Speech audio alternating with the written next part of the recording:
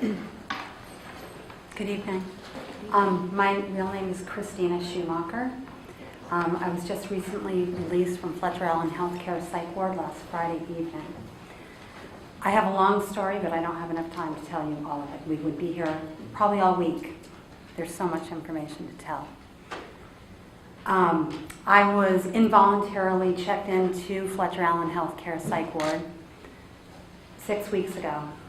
The day after I found out my husband murdered my 14-year-old son on my daughter's birthday. And then he hung himself. He strangled my son to death. Just that experience alone is more than any mother should ever have to bear. I'd never wish it upon anyone. The next day, I had a lot of friend support. I had a regular therapy appointment. I figured it'd probably be a logical thing to do to actually go to that therapy appointment. So I made the choice to go. I arrived at the appointment. There were 2 security guards outside of my doctor's office. I go in. Not only was there my therapist, there was the director of a program there. There was another doctor. They had all made the decision before I even arrived that they were going to check me in. Check me into the mental health facility, a woman that just experienced the hell of her life. That night, I lived through the fires of hell, just dealing with what I dealt through. And I may not be crying right now because I have cried so many tears in the psych ward by myself for 5.5 weeks, locked up. My family turned against me. They're sitting in the room right now. I didn't even have the support of my own sisters and brothers. Instead, they wanted me to be locked up and put on medication. So here I am, stuck on SHEP 6, the acute ward of Fletcher Allen Healthcare, behind 4 walls. I had patients throw chairs at me. I had a woman sit outside of my room who was mentally ill and needed more help than she was getting.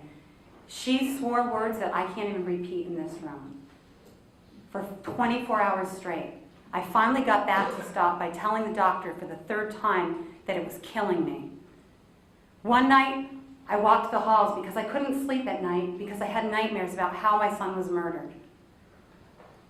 I would wake up all night long and then I'd get in trouble by the doctors for not sleeping all night. But would you sleep having nightmares about that? Would you want to go to sleep? No. But they gave me over it every day saying, you're not sleeping, you need to take more drugs. They put me on strong antipsychotics. I know I only have 30 seconds left. But the bottom line is no one should have to endure the death of their son, the death of their husband, and then put into that situation. Only when I decided and determined, thanks to the help of Lindsay Owen, the attorney for Disability Rights of Vermont, because she showed up. She saved me that day. She showed me what my rights were, and then I started standing up to the doctors. And I started telling them off. They didn't know whether to kick me out or to lock me up forever. Well, guess what? I fought for my rights, and I'm out of there. And no one should ever have to endure what I've gone through. It has been hell. And I will not stop fighting this fight because no one should ever have to deal with this. Thank you. Hey! No thanks to my family who did not support me. All right, hold on. Fight me.